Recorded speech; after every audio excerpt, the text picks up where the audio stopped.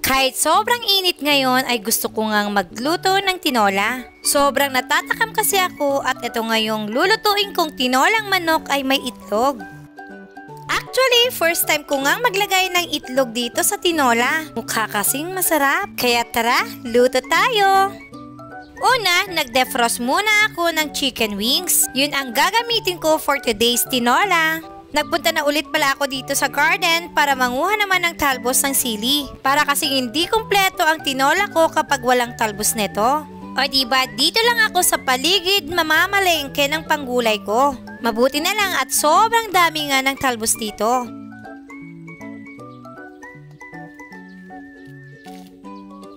Dahil nga masipag talaga si Father Dear, sa tuwing magluluto ako ng ganito ay hindi ko na kailangang bumili pa sa palengke.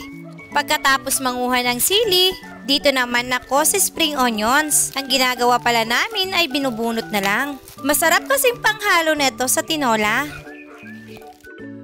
O hayan, nakapamalengke na ako dito sa paligid. Ngayon, babalik naman na ako sa bahay para magluto. Bago nga pala ako kumuha ng gulay kanina ay nagpakulo na ako ng itlog. Saktong-sakto pagdating ko ngayon ay pwede nang hanguin. Sunod naman ay lutuin ko na tong chicken wings. Dahil nga ayaw ko sa maputlang chicken kaya't isasangkot siya ko muna. At habang nakasalang, aasikasuhin ko naman na yung ingredients. Alam kong alam nyo naman na kung paano magluto neto. Maglalagay ng bawang, luya at sibuyas. At dahil wala kaming tanim na papaya, bunga ng sayote yung gagamitin ko ngayon. Nabili ko lang to sa palengke ng 15 pesos per kilo. Gusto ko kasi talaga sa tinola ay yung maraming gulay.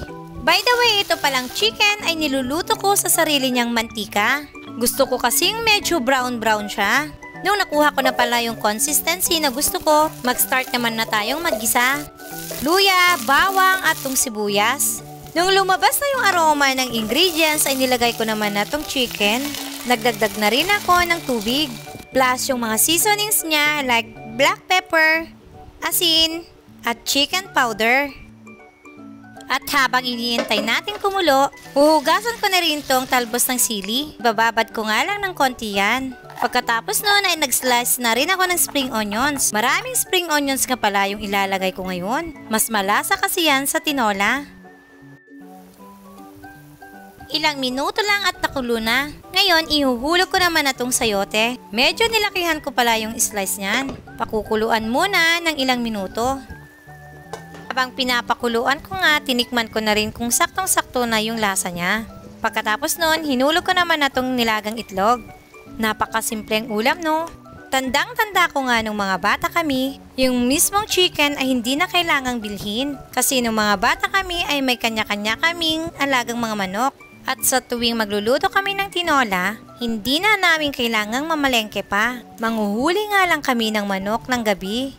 Dahil kapag gabi, nagpupunta na sila sa mga puno para mamahinga. Yun naman na yung time na mangunguha kami, ikukulong at kinabukasan ay kakatayin. Kung ako ang papipiliin, mas masarap ang native na tinola. Sobrang malasa compare dito sa binibili natin sa palengke. At isa pa, lahat ng ingredients na kailangan, like mga gulay, ay talagang wala kang gagastusin. Kasi lahat ng yon ay available sa paligid. Even itlog ng manok ay available nun sa amin. Kaya't nung mga bata kami, napakasimple lang talaga ng buhay. Gaya ng sabi ko, simpleng buhay tapos sobrang saya naman. Pero ngayong panahon natin lahat ay binibili na. Maliban na lang kung may sarili kang pananim. Sobrang laki kasi ng pinagbago ngayon ng panahon. O siya, ang dami ko na namang kwento. Ito pala't luto na ang ating tinolang manok. Nakakatakam, no? Kung nung nakaraan ay tinuruan ko kayo magluto ng chicken pastil, ngayon naman ay tinolang manok. Sa susunod kaya anong luto ng chicken naman? Kaya't abangan!